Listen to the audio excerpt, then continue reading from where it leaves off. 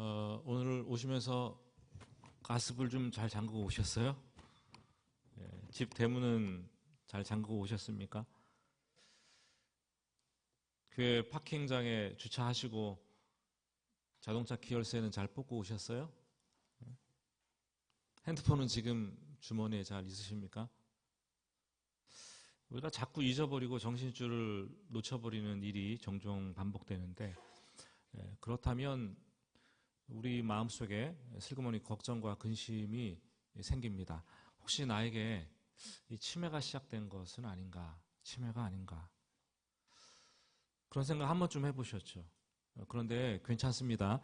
치매가 아니라 나이가 들면서 생기는 에이징 현상이고, 또한 스트레스 증가로 인해서 정신줄을 놓치는 일시적인 현상일 것입니다. 건망증이라고 우리는 얘기를 하죠.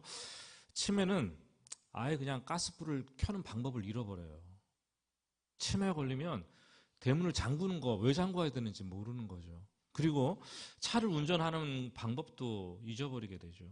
그리고 나에게 핸드폰이 있는지조차 알지 못하는 게 치매예요. 그 정도는 아니잖아요. 그죠? 사람들이 수명이 늘어나면서 가장 두려운 병이 뭐냐고 물은다면 치매, 알츠하이머라고 얘기를 합니다.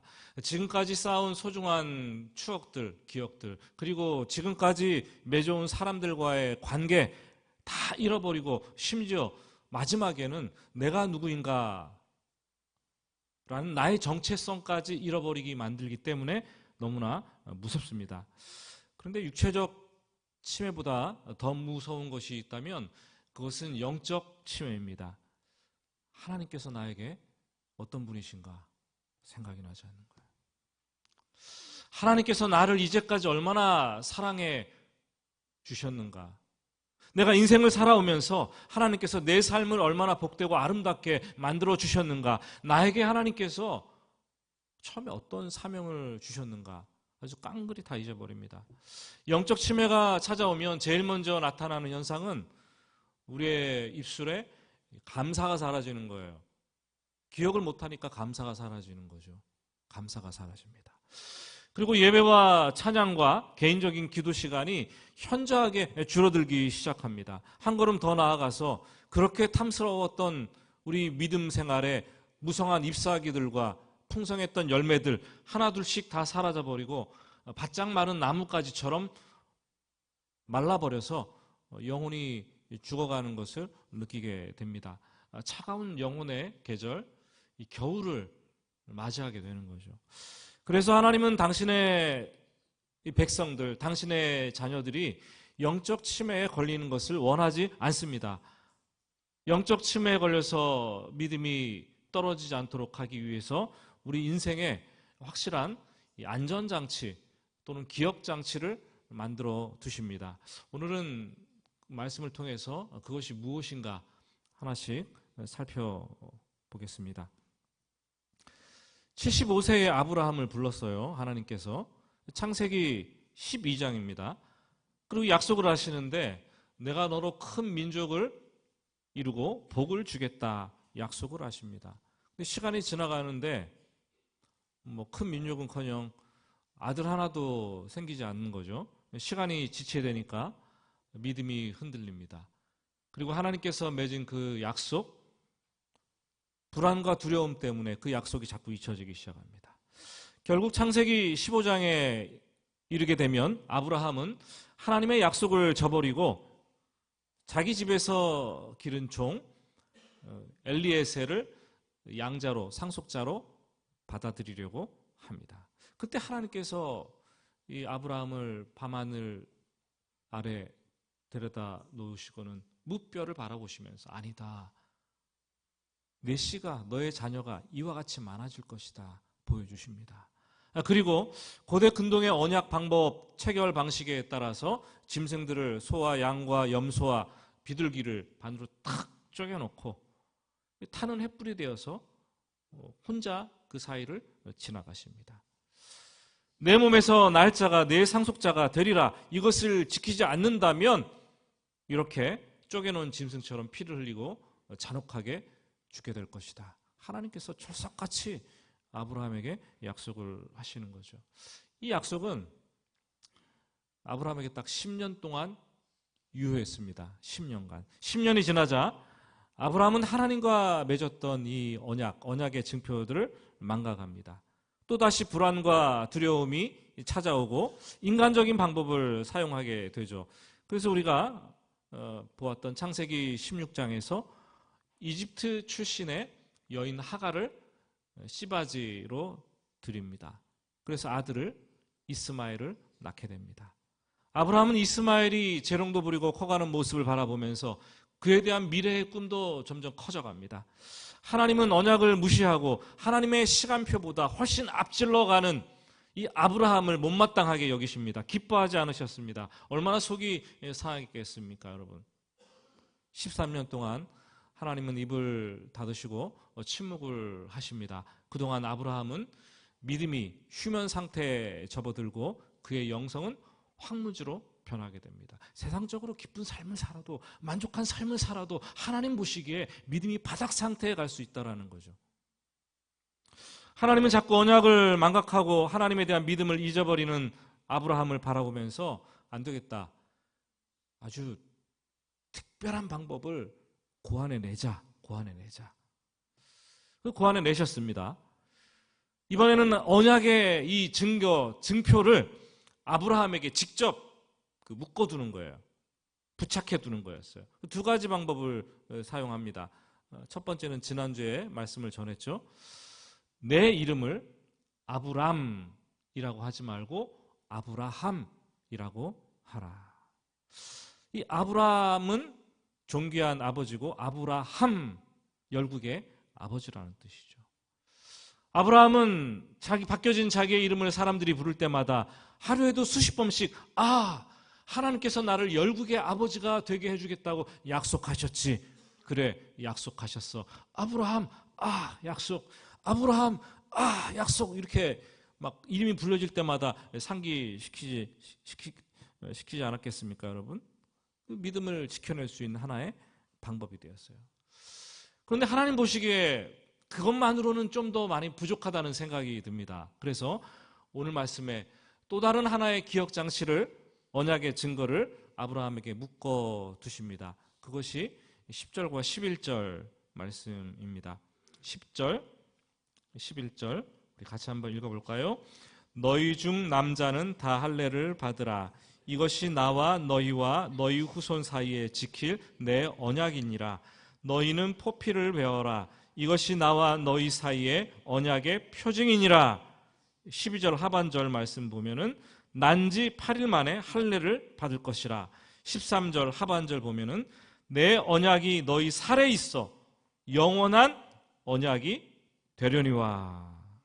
하나님은 아브라함과 맺은 이 언약, 아브라함이 자꾸만 잊어버리니까, 그래서 다른 방법을 찾고 인간적인 방법으로 나아가니까 하나님은 그 언약을 잃어버리지 않게 하기 위해서, 영적 침해에 걸리지 않도록 하기 위해서 아예 아브라함의 몸에다가, 아브라함의 살에다가 언약의 증표를 새겨주시겠다 말씀을 하시는 거죠. 제가 어머니로부터 들은 얘기입니다. 나중에 들었는데, 초등학교에 다니면서 어머니가 고민이 시작됐어요. 매일같이 아들이 학교를 다녀오면은 연필을 잃어버리는 거죠. 연필을 잃어버리는 거예요. 사줘도 잃어버리는 거예요. 연필이 옛날에는 얼마나 귀했습니까? 그래서 쓰다가 닳아지면 이렇게 볼펜대, 모나미 볼펜대에다가 이렇게 끼워가지고 쓴 기억 나십니까? 네, 그렇게 썼잖아요. 근데 매일같이 학교에서 연필을 몇 개씩 잃어버리고 오니까 고민거리죠. 그래서 어느 날은 학교에 직접 가서 살펴보셨답니다. 제가 왜 연필을 잃어버리고 오는가. 연필이 책상 아래로 이렇게 떨어져서 또르륵 굴러갔는데 그걸 그냥 보지도 않고 줍지도 않고 내버려 두더라는 거예요. 그래서 고심고심한 끝에 한 방법을 생각해 내셨어요. 뭡니까? 실로 이 지우개와 연필, 필통을 묶어놓는 거죠. 떨어지지 않게 묶어놓는 거야. 결코 연필이 떨어지지 않도록 묶어 부착해 두는 거죠. 효과 만점이어서. 이후부터 연필을 결코 쉽게 잃어버리지 않았던 것 같습니다. 하나님이 그 방법을 쓰시는 거예요. 남자 생식기의 표피 끝을 잘라내는 그 할례를 통해서 하나님은 아브라함이 언약을 잊지 않도록 아브라함의 몸에, 아브라함의 살에 직접 언약의 증표를 떨어지지 않도록, 잊어버리지 못하도록 새기고 부착해 주시는 거죠. 어떻게 내 몸에 새겨진 이 증표를 잊어버릴 수 있겠습니까? 잊어버렸다가도 그 증표를 본다면 하나님과 내가 이런 언약을 맺었지 하고 다시 상기하는 것이 아니겠습니까?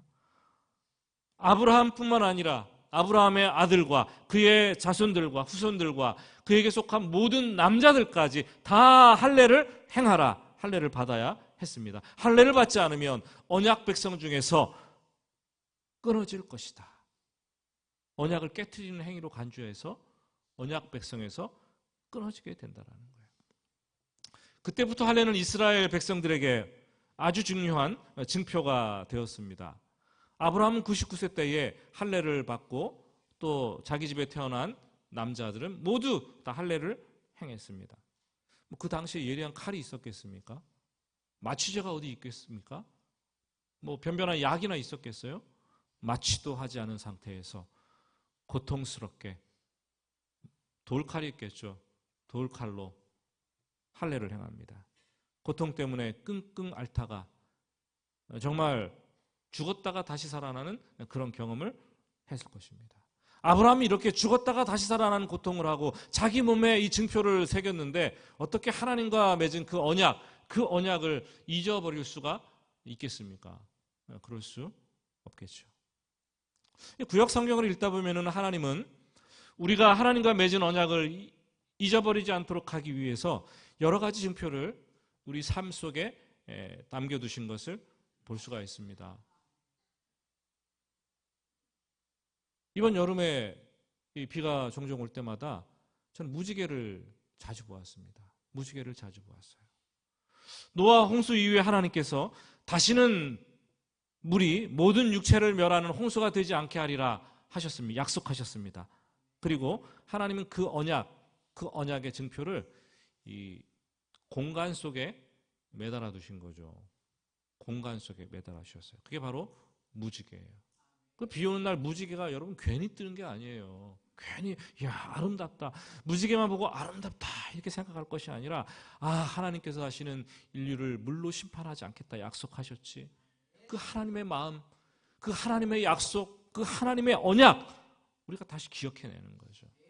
하나님은 또 다른 자신의 언약을 이 공간이 아니라 이 시간 속에, 시간이라는 차원 속에 매달아 담아 두셨습니다. 그것이 안식일인 거죠. 너희는 나의 안식일을 지키라. 이는 나와 너희 사이에 대대로 지킬 표징이니 나는 너희를 거룩하게 하게 하는 여호와인 줄 너희가 알리라. 그래서 우리는 매 7일마다 꼬박꼬박 돌아오는 이 주일을 맞이하게 됩니다. 프랑스 대혁명 때 일주일마다 쉬니까 그것이 싫어갖고 정부가 10일짜리 9일 쉬고 10일째 쉬는 거 이런 것도 만들었잖아요. 달력을. 그렇게 하니까 인간이 다 망하는 거죠. 피곤해서 죽고 안식을 못하니까. 다시 또 고치는 거죠. 7일째로. 하나님께서 7일째로 만드시고 이 주일을 주시면서 예배하라 그러는 거죠. 나를 기억하라는 거죠. 시간 속에서. 그래서 우리는 주일날 돌아오면은 오늘은 예배하는 날이지. 오늘 교회 가서 하나님을 만나고 또 하나님께서 안식하라고 하셨기 때문에 쉬어야지. 하나님은 이 당신의 백성들이 언약을 잊지 않고 기억할 수 있도록 이 안전장치를 우리의 삶의 시간과 공간 속에 또 우리 몸에 만들어 놓으셨다는 거예요. 근데 하나님께서 이 할례를 우리 몸과 살에 있게 하셔서 아브라함뿐만 아니라 이 대대로 영원한 언약으로 삼게 하시겠다고 말씀하셨습니다. 그럼 질문을 해야죠. 할례가 지금 21세기를 살아가는 저와 여러분들에게 아브라함의 영적인 후손들인 우리에게 이 할례가 도대체 어떻게 적용되는 것인가? 영원한 언약을 삼겠다고 했는데 성경 골로새서 2장 11절과 12절은 우리에게 이런 말을 해주고 있습니다. 또 그 안에서 너희가 손으로 하지 아니한 할례를 받았으니 곧 육의 몸을 벗는 것이요 그리스도의 할례니라.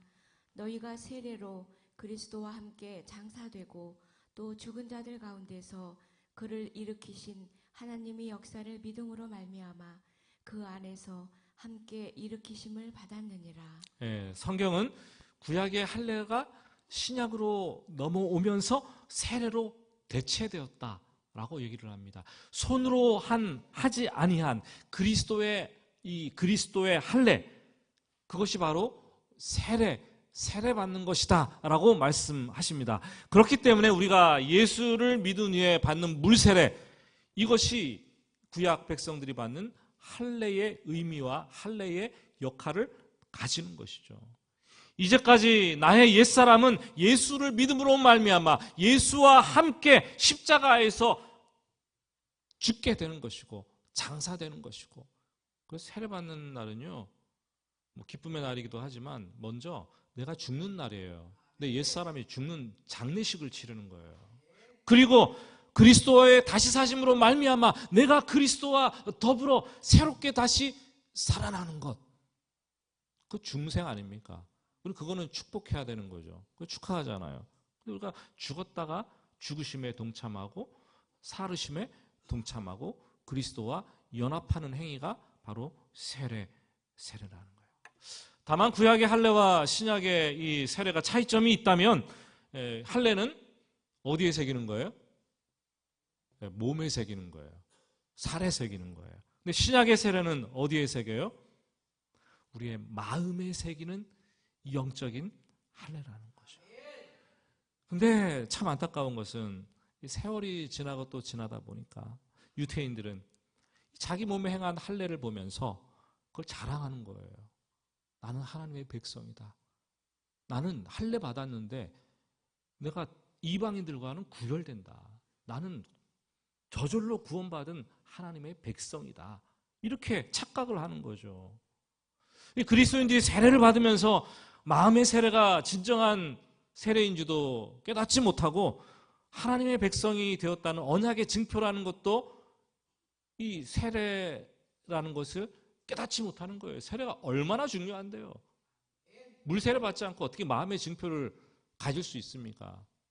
예? 물세례도 받지 않는데. 세례 받지 않으신 분들은 세례 받으시기 바랍니다.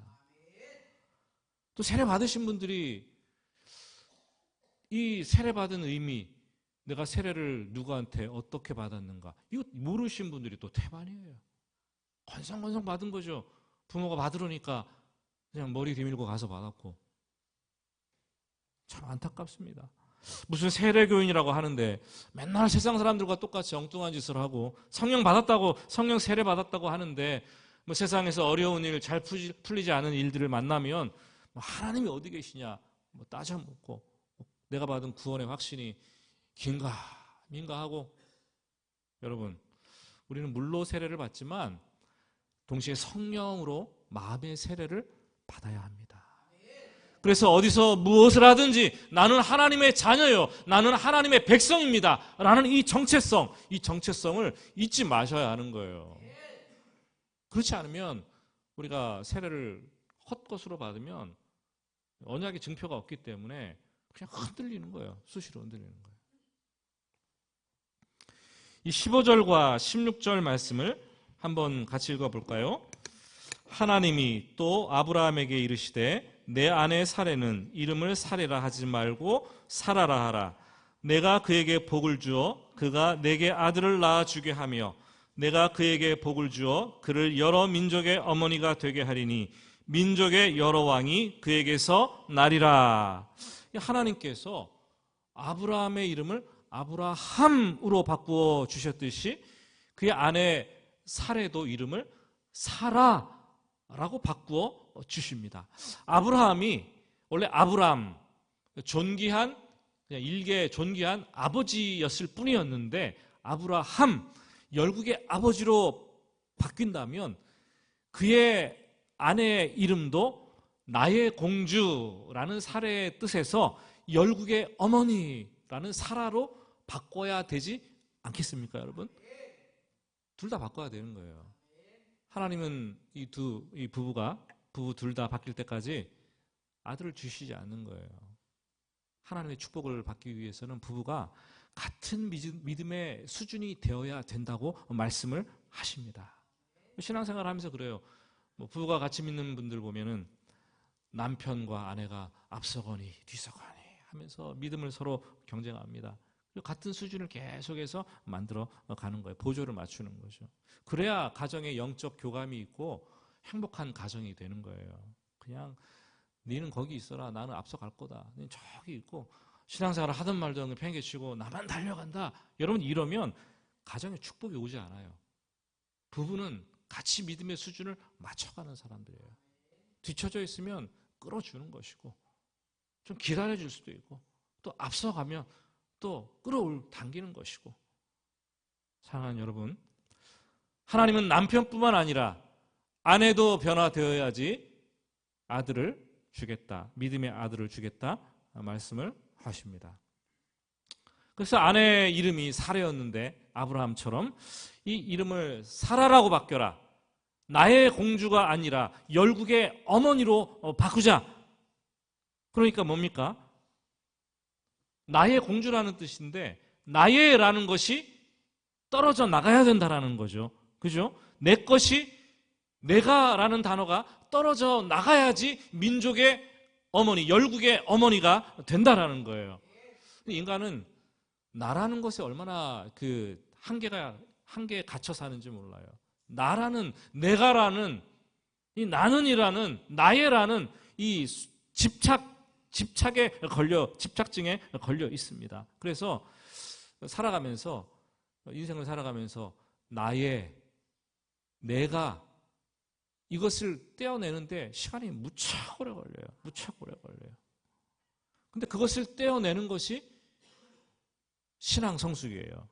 그것을 떼어내고 더 크게 이웃을 바라보고 하나님 나라를 바라보고 하나님을 바라보는 것, 그것이 신앙 성숙이죠. 하나님은 시간이 가면서 우리의 이 좁고 편협한 이 인간을 하나님의 수준으로 끌어올리시고 바꾸어 가기를 원하신다는 겁니다. 처음에는 우리가 예수 믿어도 그냥 나의 가족, 나의 직장, 나의 교회, 나의 나라, 민족 생각하고 거기에 붙들려서 막 기도만 하고, 시간이 가면 갈수록 우리는 다른 사람, 이웃, 사회, 다른 나라와 민족까지 포괄적으로 우리는 이걸 품는 것입니다. 하나님께서 25년간을 아브라함의 믿음을 그렇게 키워오셨을 뿐만 아니라 이제 사라까지 아브라함의 믿음에 도달하게 하시려고 키우는 그 작업을 하고 계신 거죠. 그들은 그랬어요. 아니, 종 엘리에셀이면 어떻습니까? 그를 상속자로 삼으면 되죠. 아니, 여종 하갈을 취해서 아들을 낳으면 되죠. 이 수준이었어요. 좁고 얕은 생각을 했지만 하나님은 아니다. 아브라함과 사라를 열국의 아버지요, 열국의 어머니로 삼겠다라는 이 원대한 꿈을 꾸고 계시는 거죠. 그 꿈을 빨리 발견하시기 바랍니다. 그렇지 않으면 우리가 항상 신앙생활 하면서 이 종직그릇만 하게, 요게 단줄 알고 여기서 왔다 갔다 하면서 지지고 볶고 싸우고 뭐 삐지고 뭐 분노하고 화나면 교회 안 나왔다가 뭐 이렇게 신앙생활 하는 거예요. 하나님은 나를 벗어나서 저 원대한 하나님의 계획을 갖고, 우리 가정의 계획을 갖고 계신데 여기서 그냥 놀면 되겠습니까, 여러분? 예? 기도를 하더라도 이렇게 좁아진 데서 기도하고 평생 예수 믿을 때 요만큼 기도했는데 죽을 때 요만큼 기도해요. 그게 아니라 좀 점점 이 스케일이 커지게 하나님을 닮아가는 좀 그런 마음으로 신앙생활하고 기도를 드려야 되지 않겠습니까, 여러분? 아멘이십니까? 아멘이시길 바랍니다. 근데 아브라함의 반응이 참 가관이에요. 17절, 18절 말씀을 우리 같이 읽어봅니다. 아브라함이 엎드려 웃으며 마음속으로 이르되 100세 된 사람이 어찌 자식을 낳을까? 사라는 90세니 어찌 출산하리요 하고 아브라함이 이에 하나님께 아뢰되 이스마엘이나 하나님 앞에 살기를 원하나이다. 놀랍게도 하나님 말씀 듣고 엎드렸는데 웃습니다. 엎드려서 웃습니다. 어찌 내가 100세의 아들을, 어찌 생리가 끊어진 이 90세의 사라가 아들을 낳겠는가? 웃습니다. 참 어울리지 않아요. 이 엎드린다는 것은 하나님께 예배하는 것이고 웃었다라는 것은 우리가 알고 있듯이 비웃음 아닙니까? 실수 아닙니까? 실수. 피식하고 웃는 거 아니에요? 아브라함은 엎드려서 머리를 조아리고 예배합니다. 아브라함은 하나님의 말씀을 들었습니다. 우리도 엎드려서 하나님을 예배하고 하나님의 말씀을 듣습니다. 그런데 문제는 믿음이 없어요. 믿음이 없어요. 하나님 지금 내 현실을 보십시오. 하나님 그렇게 말씀하십니까? 참, 그게 될까요? 이 우리의 믿음 수준인 거예요. 엎드려서 예배하면서 웃는 거죠. 제가 예전에 산상수훈을 설교할 때 저는 산상수훈이 성경에서 받기 제일 어려운 말씀이라는 생각을 합니다. 그런데 말씀을 설교할 때 그렇게 말씀하시는 분이 계셨어요. 목사님, 무슨 말씀인지 알겠어요. 참 좋은 말씀인지 듣기에 좋은 말씀인지 알겠어요. 그런데 요즘 현실에 어떻게 그렇게 삽니까? 목사님 불가능하잖아요. 이렇게 말씀하시더라고요. 그렇다면 왜 예배드립니까? 왜 말씀을 듣습니까? 왜 기도를 합니까? 믿음이 없는 거죠. 하나님 말씀에 대한.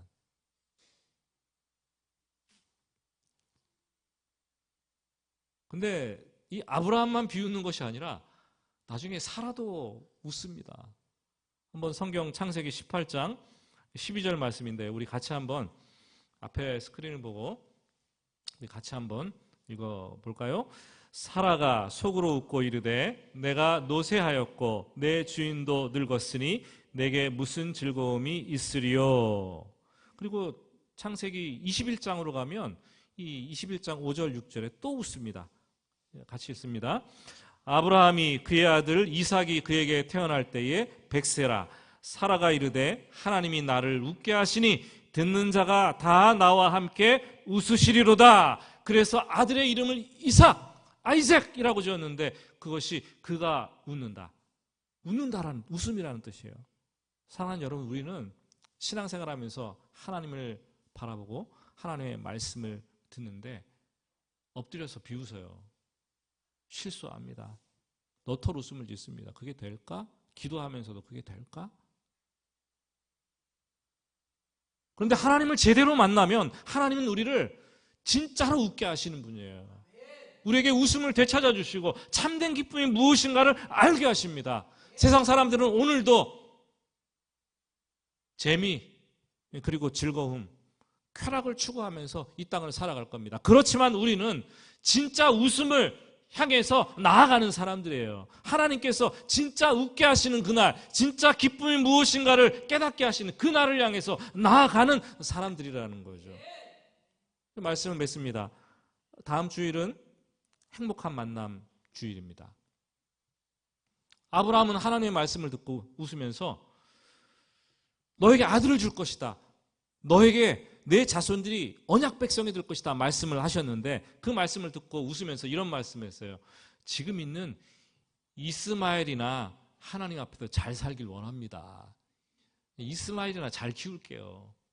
이렇게 얘기하는 거예요.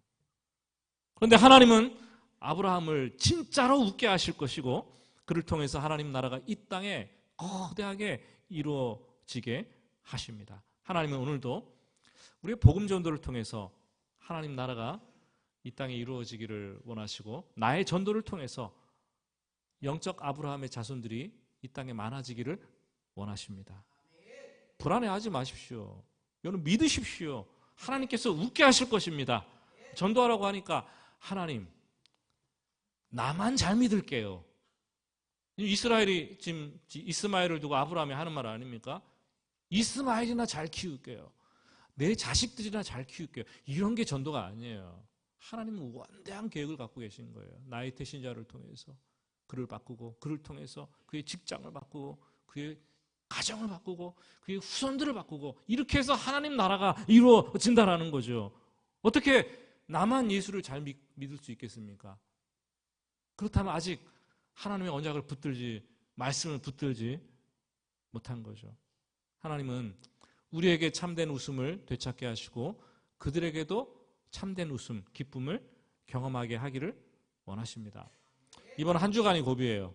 이번 한 주간이 전도를 전도하기를 쉽게 포기하는 분들이 생겨날 것이고 뭐 다음에 하지 뭐 좀 반응도 그런데 아직도 초청장을 전달하지 않은 분들도 성경 책갈피에 끼워두거나 방치하신 분도 계실 것이고, 뭐 의뢰껏 하는 건데 뭐 내년에 하지 뭐 생각하시는 분도 계실 거예요. 그렇지만 우리가 끝까지 한번 해보자고 한 영혼을 위해서 결심하고 수고하고 애쓰며 달려갈 때 하나님께서 우리에게 참된 기쁨, 웃음을 웃게 하실 것입니다. 그 웃음을 다 같이 웃을 수 있기를 예수님의 이름으로 축복합니다. 우리 같이 기도하겠습니다.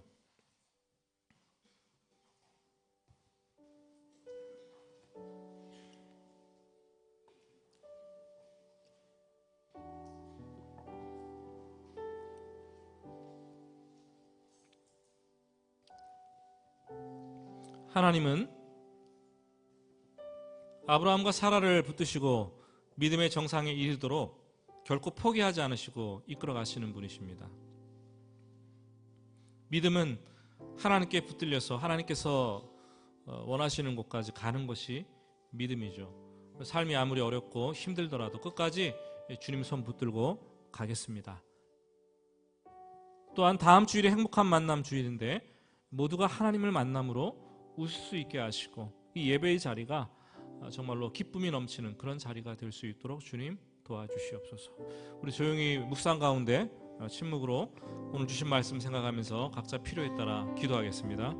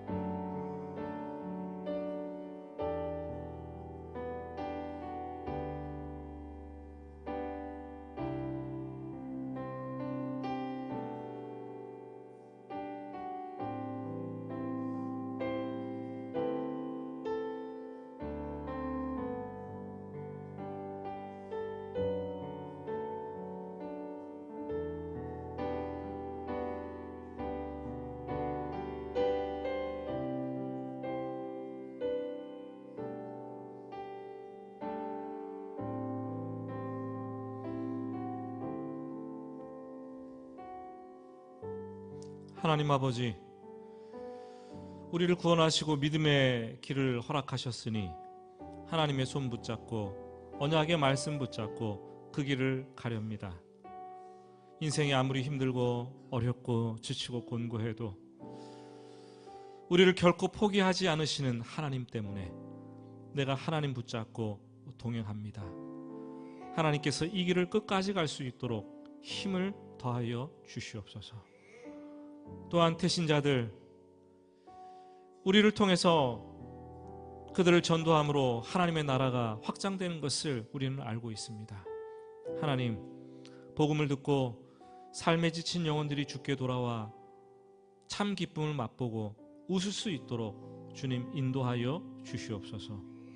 예수님의 이름으로 기도드립니다. 아멘.